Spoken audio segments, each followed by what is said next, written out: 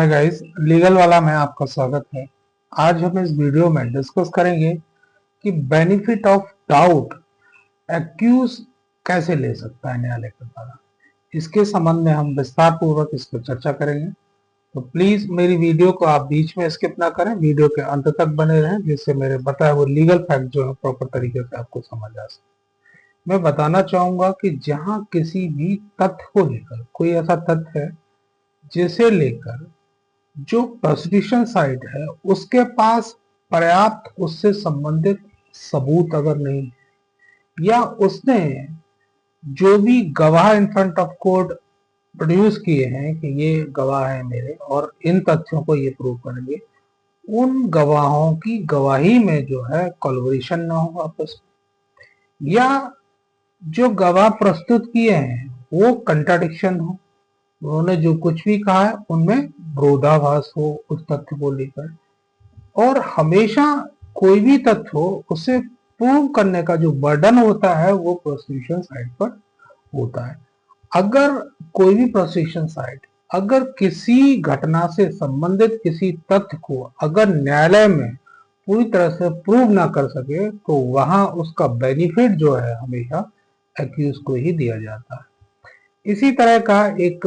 जो मुकदमा है latest honourable Supreme Court of India ने 2025 में अभी डिसाइड किया है, Ravi versus state of Punjab. इस मुकदमे में होता क्या है कि इस मुकदमे में एलिगेशन ये था कि इस पर कि उसने अपनी पत्नी की जो है हत्या की है, उसने उसे फांसी दे के मारा है। लेकिन यहाँ जब उसका पोस्टमार्टम किया गया तो उसकी गर्दन पर रस्सी के निशान भी दिखाई दिए, जो डॉक्टर ने साफ साफ अपनी गवाही में भी कहा। लेकिन यहाँ एक्यूज ने कहा कि उसको तपेदिक की बीमारी थी जिसका इलाज पूर्व में मैंने कराया था, और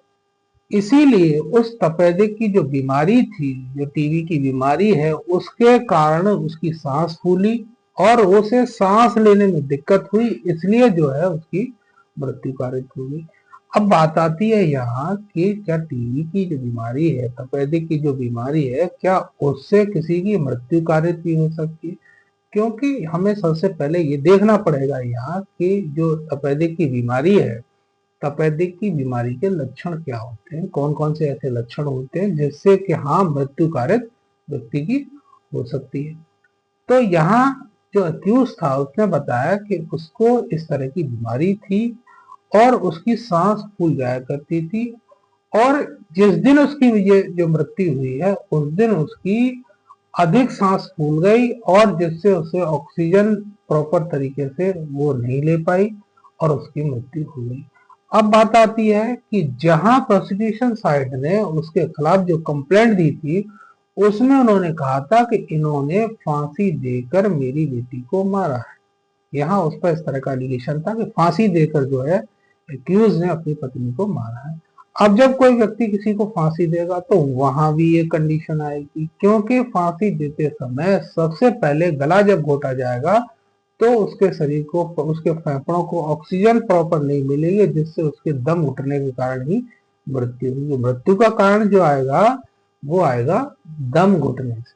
मतलब दम घुटने से किसी की मृत्यु का ऋतु। अब यहाँ जो अक्यूज ने ये रीजन बताया कि उसको तपेदिक की बीमारी थी, अब यहाँ तपेदिक की बीमारी के कारण उसने ये कोर्ट में प्रूव कर दिया कि उसे दम घुटने के कारण ही मृत्यु हुई है, लेकिन ये फांसी लगने से नहीं हुई है। यहाँ जो है उसकी जो तपेदिक की बीमारी है उसके कारण इसके फेफड़ों को प्रॉपर ऑक्सीजन नहीं मिली, जिसके कारण दम घुटने से उसकी मृत्यु अब से कंडीशन आ गई। अब यहाँ पर प्रोसिक्यूशन साइड में इसमें क्या हुआ कि डॉक्टर ने भी इस लक्षण को बताया था कि हाँ मुझे इस तरह के लक्षण जो है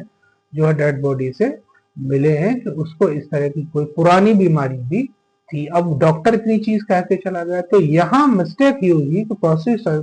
प्रोसिक्यूशन साइड ने उस बीमारी से संबंधित जो तथ्य थे उन तथ्यों से संबंधित कोई भी इंडिपेंडेंट जो विटनेस है वो इन फ्रंट ऑफ कोर्ट जो है एग्जामिन नहीं करा है। यहाँ हमेशा एक होता है इंटरेस्टेड विटनेस। इंटरेस्टेड जो विटनेस है वो होता है कि किसी भी व्यक्ति को सजा दिलाने का जो इंटरेस्ट रखता है। दूसरी चीज आती है इंडिपेंडेंट विटनेस। अब इंडिपेंडेंट विटनेस को वो एक प्राइवेट विटनेस हो सकता है जो जिन्होंने कंप्लेंट किया उनसे अदर, या पब्लिक विटनेस जिसे हम कहें वो हो सकता है, जो उस तथ्य को ये पूरी तरह से प्रूव करे, या हम कह सकते हैं इंडिपेंडेंट विटनेस जो उस तथ्य के बारे में पूरी तरह से अवगत हो। जो तथ्य सामने आया इन फ्रंट ऑफ कोर्ट, उस तथ्य को पूरी तरह से वो प्रूव करे कि हाँ ये जो तथ्य है जो अक्यूज ने कहा है ये निहायत ही गलत है, उसको इस तरह की बीमारियां नहीं थी या इस कंडीशन की बीमारी थी, तो लेकिन उसका दम घुटने से उस बीमारी के कारण जो मृत्यु नहीं हो सकती। तो यहाँ जो जो डॉक्टर की जो गवाही हुई, तो सुप्रीम कोर्ट ने इस मुकदमे में कहा है कि प्रोसिक्यूशन साइड को जो डॉक्टर था, जो एक्सपर्ट की गवाही थी, उस डॉक्टर को पुनः रिकॉल करना चाहिए था और इस तथ्य को प्रूव कराना चाहिए था कि जो मृत्यु कारित हुई है इसकी वो फांसी लगाने से हुई है, इसलिए मर्डर है, न कि वो तपेदिक की बीमारी से दम घुटने के कारण।